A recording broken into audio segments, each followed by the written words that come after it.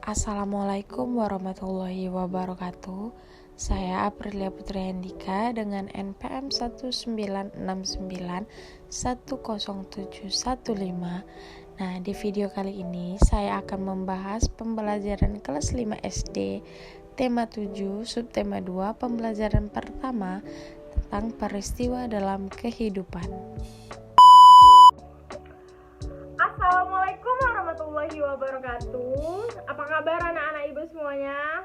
Alhamdulillah sehat. Kalau sehat semua baiklah.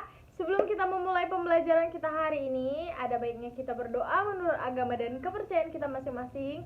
Berdoa dimulai.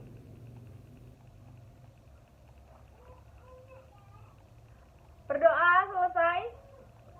Oke. Sebelum kita memulai pembelajaran, ibu mau absensi dulu ya. Siapa nih kira-kira ketua yang gak hadir hari ini? Hari ini hadir semua?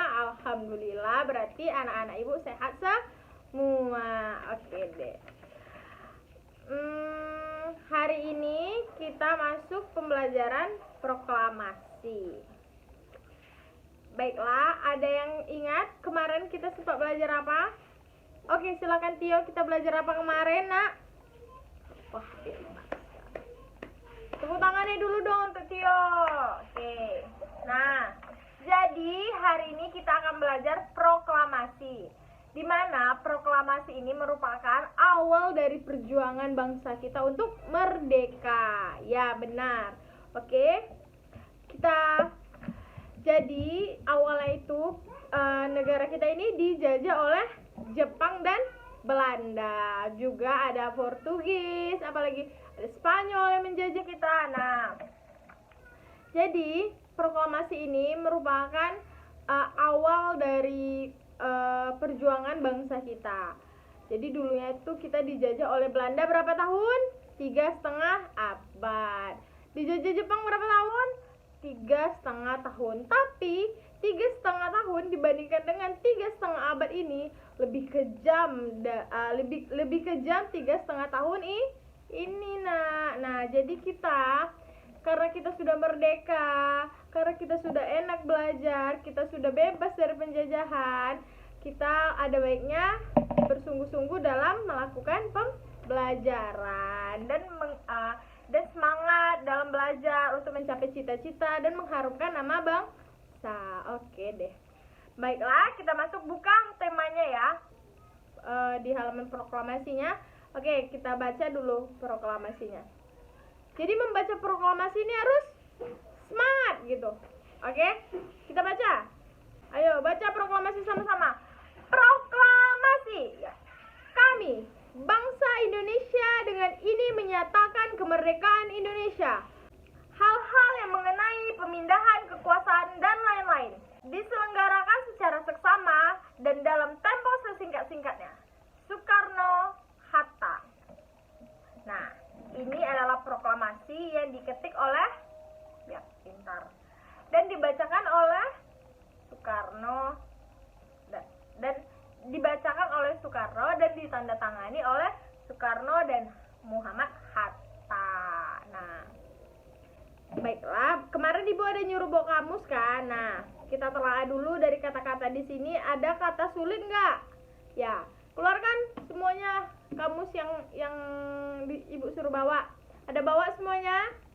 Pintar. Oke. Tulis dulu kata yang sulit, habis itu kita cari di kamusnya. Oke. Ibu kasih waktu 25 menit.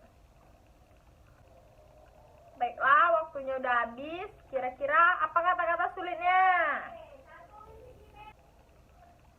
Oke, pintar. Nah, berarti udah tahu semua kata sulit yang ada di dalamnya ya. Baiklah, pintar anak ibu semuanya. Baiklah, kita masuk pada pembelajaran kita selanjutnya, yaitu kalor. Perpindahan kalor. Kalor atau panas itu sendiri adalah sesuatu yang kita rasakan. Nah, contohnya itu misalnya nih jam 12 siang, Ananda semua jalan-jalan nih di luar. Apa yang kira-kira Ananda rasakan? Panas kan? Benar. Nah, panas itu disebut kalor. Panas itu bersumber dari banyak barang. Tidak cuma matahari, contohnya ada api unggun, ada apa? Lilin yang dinyalakan dengan api kecil korek, habis itu kompor menyala, itu adalah sumber panas. Nah, jadi sumber panas itu adalah barang yang menghasilkan panas. Nah, suhu di sini adalah ukuran derajat panas atau dinginnya suatu benda. Suhu ini seperti alat ukur. Nah, alat ukur yang kita gunakan untuk menentukan suhu biasanya itu adalah termometer. Nah, termometer di sini ada 3 satuan, yaitu Celcius, Fahrenheit, dan Kelvin. Nah, yang biasa kita gunakan adalah Celcius. Ya, benar. Nah, karena bumi kita itu disinari atau mengelilingi matahari, jadi pengaruh panas terhadap kehidupan atau benda-benda di sekitar kita itu ada 2, yaitu benda itu bisa memuai dan benda itu bisa nantinya akan menyusut. Contohnya itu kabel-kabel yang ada di luar, di tepi-tepi jalan itu. Nah, kabel-kabel itu dipasang kendor. Jadi pada siang hari panas sedang terik-teriknya, besi itu akan memuai. Dia akan memuai dan membesar gitu. Ukurannya akan menjadi lebih besar dari ukuran normalnya. Nah, makanya jika siang-siang kabel tiang listrik itu kalau Ananda lihat itu agak sedikit kendur. Nah, seperti ini kalau siang. Nah, tapi kalau malam udaranya sudah tidak panas lagi, kabel itu akan menyusut dan ukurannya akan mengecil dari ukuran sebelumnya atau menjadi ukuran yang normal. Nah, jadi kalau malam kabel-kabel yang biasanya di pinggir jalan itu akan menjadi kencang seperti ini. Nah, baiklah. Itu adalah contoh pengaruh panas untuk benda-benda di sekitar kita. Nah, kalor di sini atau panas di sini dapat berpindah. Nah, ada 3 cara untuk kalor atau panas ini dapat berpindah, yaitu yang pertama apa? Secara konduksi, yang kedua secara konvensi, dan yang ketiga secara radiasi. Nah, contohnya itu konduksi. Konduksi itu contohnya, nih Ibu ada contohnya ya. Besi. Ini ada seperti besi. Ini panas. Nah, ini lama-lama panas yang ada di sini akan sampai ke tangan Ibu karena panasnya akan diantar oleh besi ini sendiri.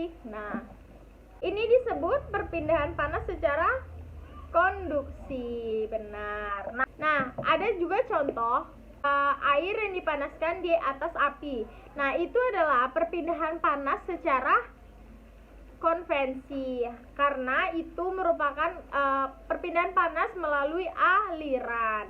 Jadi, misalnya awalnya itu airnya itu tidak panas, lalu dipanaskan di bawah api, lalu tangan kita yang nanti lama-lama jika kita masukkan ke dalam air itu, awalnya itu tidak panas, tapi lama-lama panasnya itu akan sampai ke tangan kita. Nah, itu adalah contoh perpindahan panas konvensi.